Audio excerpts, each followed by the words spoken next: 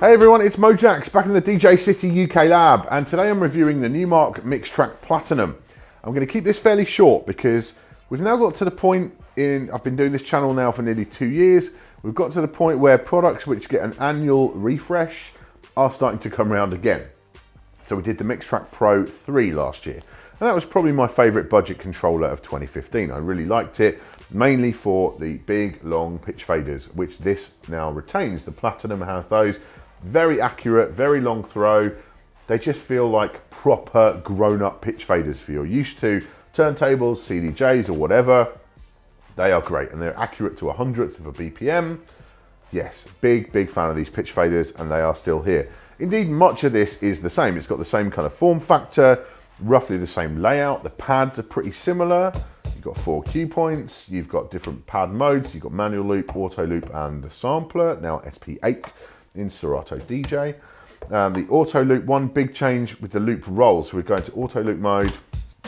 So we've got 8, 4, 2, and 1 in terms of the actual auto loops. But previously on the Mixtrack Pro 3, if you hold shift, did loop roll, it was the same length. So you had an 8-beat loop roll. Who wants that? Well, now you've got half beat, quarter,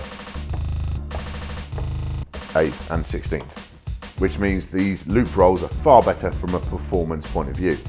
Mixer section is basically the same. You've got the same kind of EQs there, full kill, same faders, basic faders. You know, this is a $300 controller. Don't be expecting anything crazy for that. And they're fine, they work perfectly well. It's all software mixing, of course.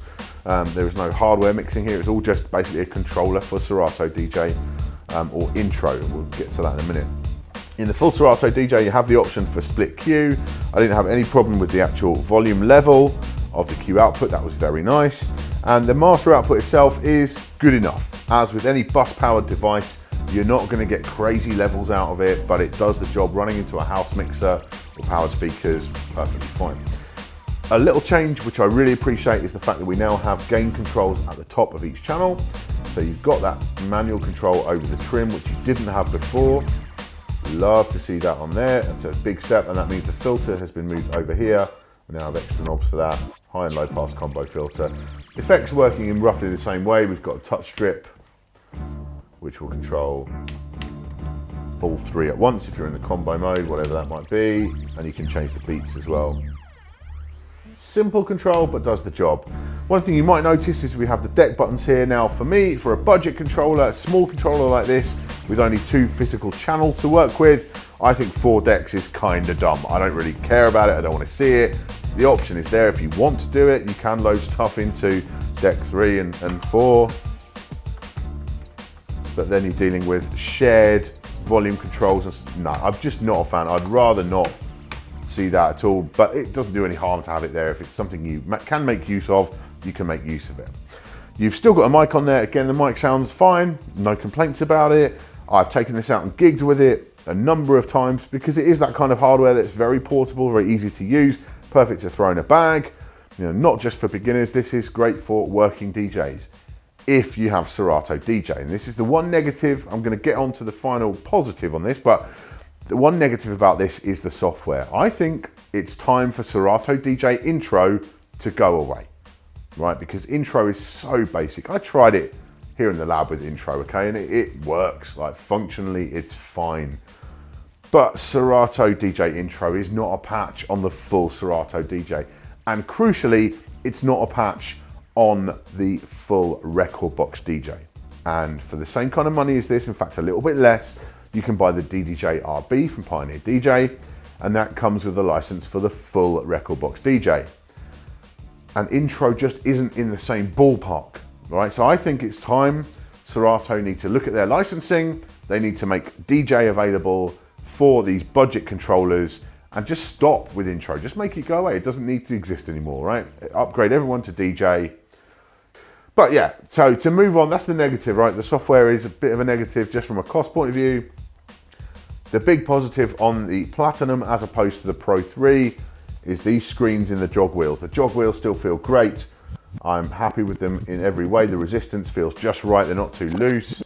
The size is just about big enough. You know, it's still staying compact, but you've got the screens in the middle. And these screens are bright, They are clear. They've got crucial information. So you've got your BPM display on there, got your remaining time on there, which is really important.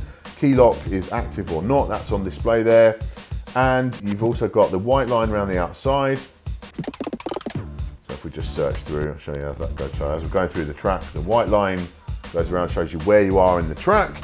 And you've got the playhead display, which is absolutely killer. So you're going to spend a lot less time looking at your screen with these, because you're just going to be looking where your hands are, which you guys know if you watch the channel regularly. I love that stuff, right? Focus on where your hands are. Just feels really good to me, and this is perfect. You know, the display has a fast refresh rate. As I say, they're bright, they're clear.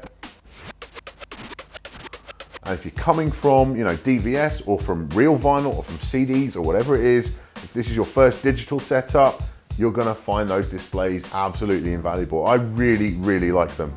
And they do add a little bit in cost over the original Pro 3 or the previous Pro 3. This is 300 bucks. That one's got a street price of about 250, but you know, that's fine because these are worth it. These are worth 50 bucks extra for me. Absolutely, these are absolutely superb. So yeah, I've used this, I've gigged with it quite a few times.